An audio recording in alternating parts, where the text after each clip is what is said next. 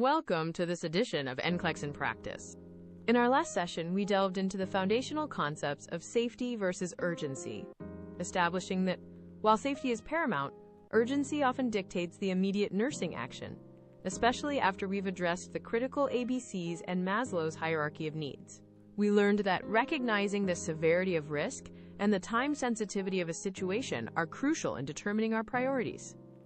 Today, we're taking those essential principles and putting them into action.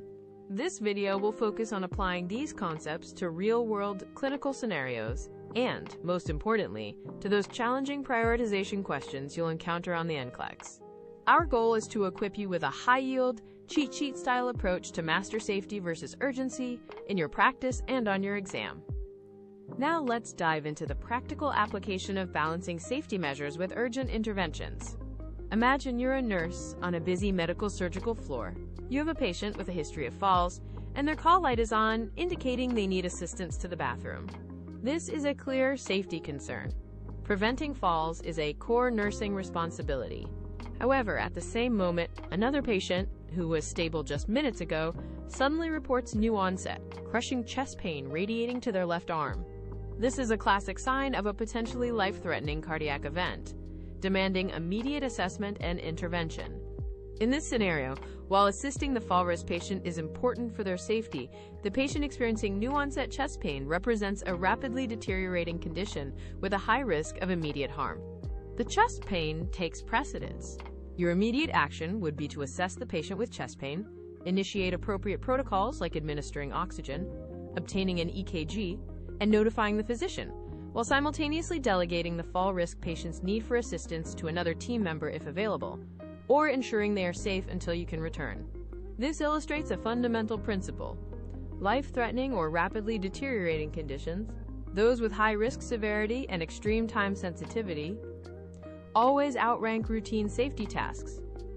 Even critical ones like fall prevention or even some aspects of infection control, unless the infection risk itself is immediately life-threatening to the patient or others, such as a massive hemorrhage in an isolation room. Think about a patient with a known infection requiring routine medication administration versus a patient with sudden, severe shortness of breath. The shortness of breath, indicating potential respiratory compromise, demands immediate attention over the scheduled medication. Another example, a patient requiring routine blood glucose monitoring for diabetes management versus a patient exhibiting signs of an anaphylactic reaction to a new medication. The anaphylactic reaction is an immediate, life-threatening emergency.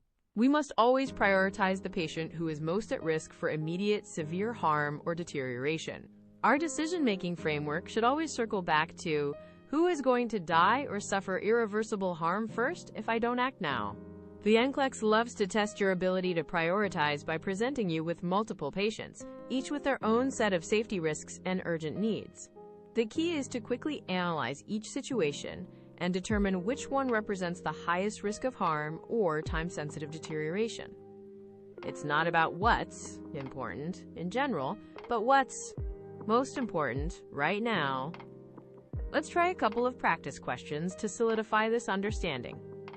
Remember, pause the video if you need more time to think through your answer before I provide the rationale. Scenario 1. A nurse is caring for 4 clients on a medical surgical unit. Which client should the nurse assess first? A. A client with a history of hypertension whose blood pressure is 150/90ths of a millimeter of mercury and is complaining of a mild headache.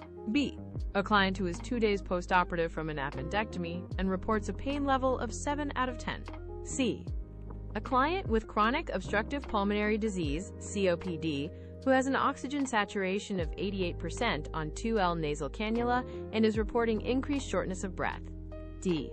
A client awaiting discharge who needs education on new medication. Take a moment to consider your answer. All right, let's break this down.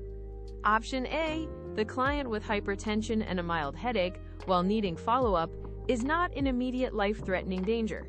A blood pressure of 150/90ths, while elevated, is not an acute emergency in a client with chronic hypertension, and a mild headache is not indicative of immediate severe deterioration. Option B, the post-operative client with a pain level of 7 out of 10 certainly requires pain management, But severe pain, while distressing, is typically not an immediate threat to life unless it's indicative of a more serious, rapidly deteriorating condition, which isn't specified here. Option D, the client awaiting discharge education, is a routine task and clearly not an urgent priority. Now let's look at option C. A client with COPD with an oxygen saturation of 88% and increased shortness of breath is experiencing acute respiratory distress. An SpO2 of 88% is significantly low for a COPD patient. Even considering their baseline, an increased shortness of breath indicates a worsening respiratory status. This situation carries a high risk of immediate respiratory failure and is highly time-sensitive. Therefore, the nurse should assess client C first, as this represents the most urgent and potentially life-threatening situation. Scenario 2. A nurse receives report on 4 clients. Which client should the nurse prioritize for immediate intervention? A. A client with diabetes whose morning blood glucose is 200 milligrams per deciliter and is scheduled for insulin administration. B. A client with a urinary catheter who has not voided for 6 hours and reports lower abdominal discomfort. C. A client who is receiving a blood transfusion and is suddenly complaining of chills, back pain, and shortness of breath. D. A client who fell out of bed during the night shift and is now complaining of mild hip pain. Again, pause and think about your choice. Let's analyze these options. Option A, a blood glucose of 200 milligrams per deciliter, while elevated, is not an immediate emergency for a diabetic client, especially if insulin is scheduled.